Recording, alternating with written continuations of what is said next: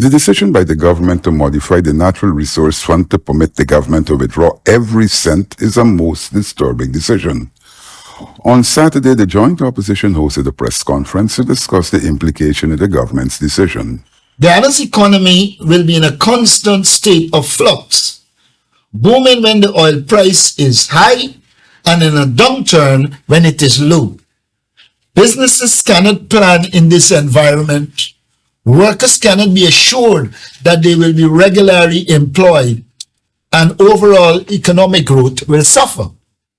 This chaos is exactly what the coalition was trying to prevent when it initially established the Natural Resource Fund. Just recently, the PPP government had revoked the law that established the Natural Resource Fund soon after it got into office. It then established new rules. Now it is taking things even further, Stipulating that as much as 97% of last year's oil revenue can be withdrawn. They have essentially abolished the fund altogether.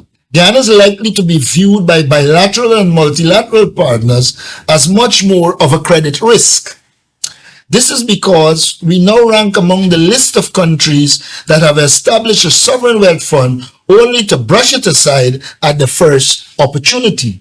Opposition leader Aubrey Norton said that Vice President Barra Jagdeo had given the excuse of being able to pay the public servants to trying to control inflation. Yet they can come now to increase money, which is more likely to result in inflation and to operate as if nothing has happened. I do not think they cater for volatility. They come over as a government that believe that they are on their last, and so they have to get as much as they can in a very short period. Senior Counsel Roysdale Ford said that the government seems bent on ignoring what is likely to happen in the oil market. It's interesting that Barra Jagdeo, in his current capacity as Vice President, is doing and saying exactly the opposite of what he would have said 10 to 15 years ago. Because it is reported at a Davos conference in Switzerland, he actually articulated it in a position that insofar as politicians are concerned, they need to rely on experts who would be able to provide economic assessments, objective economic assessments. And when the Apple FC would have formulated their version or its version of the Natural Resource Fund, we contemplated the natural instincts of politicians to spend or to act in electoral cycles. And that is exactly what has been neglected from the act currently. He said that there is a reckless spending spree in the country.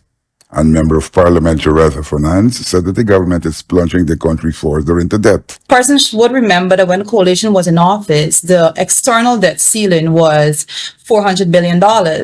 We are seeing right now in the 2024 budget, our deficit alone is $395 billion. The PPP now has tabled that bill, and it was passed last evening there, saying that their external debt ceiling now would be $1.5 trillion. She said that the PPP intends to borrow against future oil. This is going to indebt generations yet unborn.